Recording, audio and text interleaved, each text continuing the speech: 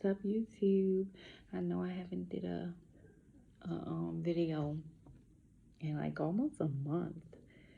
So I am officially 30 days in. Um, no alcohol. Um, I've had some kind of like you would be surprised. Like I've had withdrawal symptoms. And at first I wanted to deny or act like it wasn't, but it's definitely withdrawal symptoms. You'll be surprised what your body get used to, and when you remove it, how the body goes into a shock. Even though I'm not um, a consistent drinker now, throughout my life I've drank. I haven't went, like I told you guys, I haven't went no more than 30 days without a drink. Throughout my life, I've consistently drank. And so my body has gotten used to that. So now it's like I'm, you know, I am shocking my body and I'm creating new patterns. And so it's not going to be easy. And for the people that drink heavenly, they have, and I had to really do research on like withdrawal symptoms because they go from moderate to intense to where you can have like seizures and things. Um, and so I just wanted to let you guys know that I am doing good. There have been days where, where I was frustrated or stressed out. There have been, I've been getting attacked more mentally. Um, because let me tell you something, when you're doing a new thing, when you are coming out from amongst them, when you begin to change and the enemy know that this change, this is why I have to keep going forward, because I know the way that he's been attacking me, that it's another, like, on the other side of this sobriety thing. See, it's one thing for God to initiate or put it on your spirit, or the Holy Spirit speak to you and tell you to do it. But then when you do it and you really go through with it and you begin to change, your desires begin to change. You know, you don't want to drink. It's becoming less likely. The desires are not there anymore. It's not fun to you anymore. Um, and you start to think about the life on the other side of sobriety. Because, see, I know drinking all too well. I know what comes with that. And just mind, body, and spirit. Because believe it or not, it affects us mentally, physically, and spiritually. And we don't really think about it because a lot of us are living in times where it's rough. Look at the world. We literally are in a state of chaos, and we don't go too deep, or we don't think about the vices that we're using to cope, how they affecting us. But let me tell you, when you put it down, when you decide to get serious about your life, about your mind, body, and your spirituality, you will see how you will see how how suppressed you've been. You will see how perfect you're not. You will see the underlining, the things. Woo, you will see some things about yourself, honey, that you didn't even know was there, that you thought you conquered, you know. And in this stage right now, um, I am in a stage where I'm so sensitive, like sensitive to everything. And so that's why you have to be very careful. And let me just say that I've been transitioning um, from who I used to be and who in my future me, what God has for me on the other side of this. I've been transitioning. I've been transitioning for some years, but I kept halting the process because, it's more comfortable to be who you can be. That person, that you're used to being. You don't know what's on the other side of, what I'm saying, sacrificing and giving up things that you think is fun. And for me, it's just me wanting to get to a place where I can enjoy myself, really love myself, and allow my personality to be seen outside of alcohol. Alcohol does not equate to fun. And I think in our community, we use that as people in general, but specifically in our community, we use that as an excuse to, um, as an excuse, everything as an excuse to drink.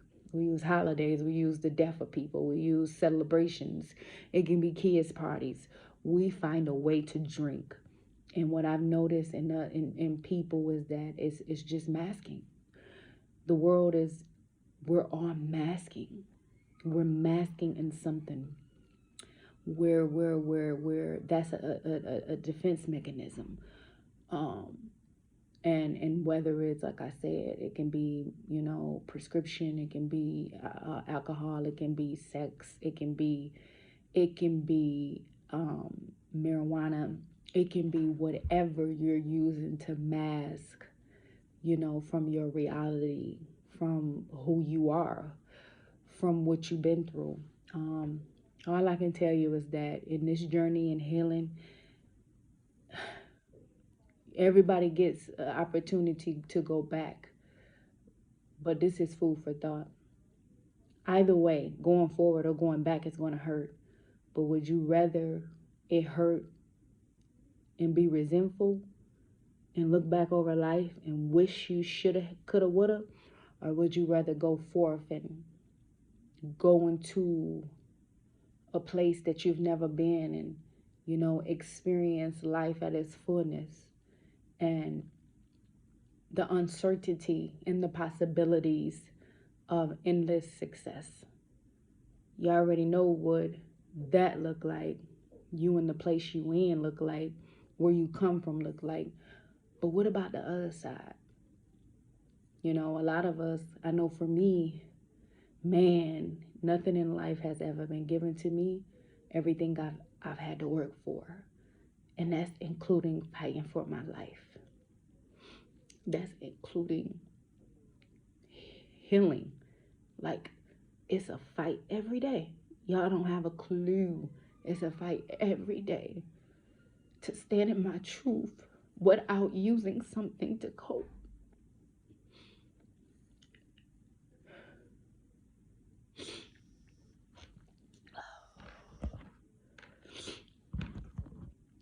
So, um,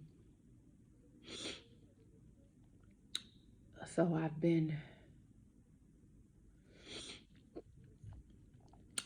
just really communicating with God. I've been doing that, but I really been, battling, because the enemy is not after. Listen, he ain't gonna bother if you ain't got nothing to offer. Okay, he's not after who I used to be. See, he wasn't bothering me when I was getting high and drinking and partying. It wasn't bothering me. The more God transformed me, the more he starts to, open my eyes, the more he shows me what I'm capable of, the more he shows me that everything that he's prophesied to me is in me, the more he strengthens me mentally within, the more he teaches me how to love myself, the more he allows his spirit to, oh my God, fill me up, the more the enemy fights me. And I don't think it's going to be something that's going to be ongoing thing. The enemy is after your prudence. He's after your future. And I don't know who I'm talking to, but if you're in a place to where you're battling between, because really the battle is not the next person, y'all. The battle is the enemy within. The battle is between who you used to be and who you are growing into.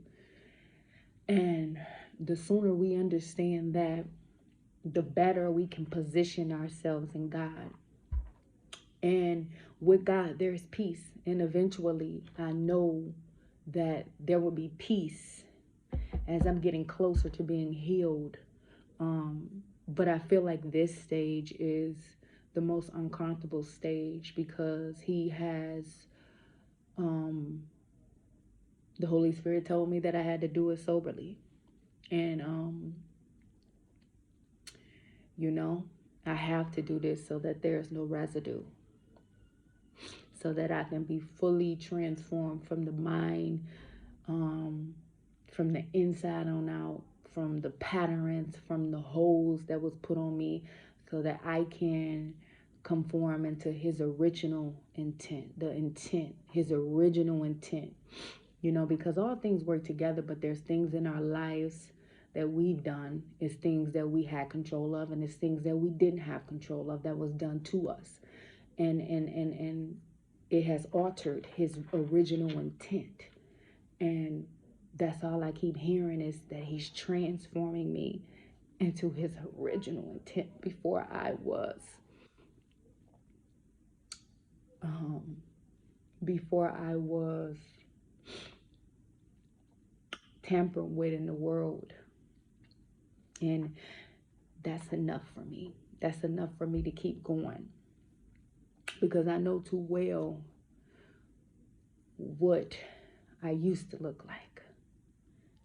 But I want to give a chance. I want to give a chance on my future, give a chance on God, you know. And yeah. So I don't know who needs to hear this, but keep going. Keep going. I know you're uncomfortable.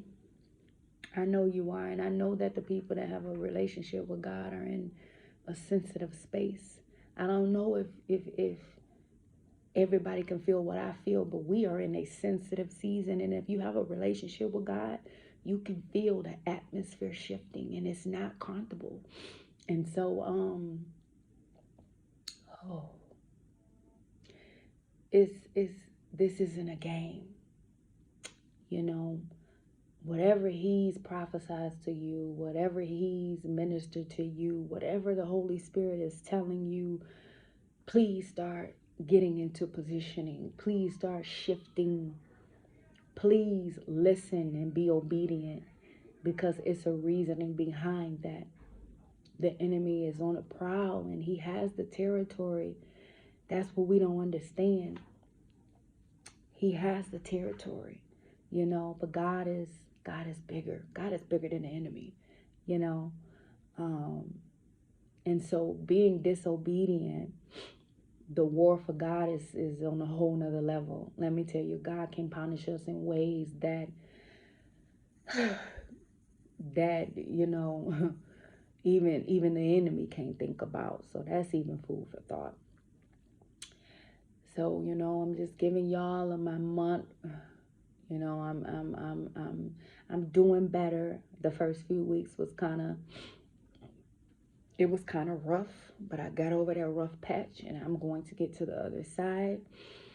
I'm going to be healed. And even looking back on my videos, you guys are going to see the transformation from all those videos. You're going to see the transformation of God. And I want you to remember me saying this. It ain't me. It's literally God. It's God, and it's the will that I have and the pursuit that I have in God. It's not me. So peace, love, and light. God bless.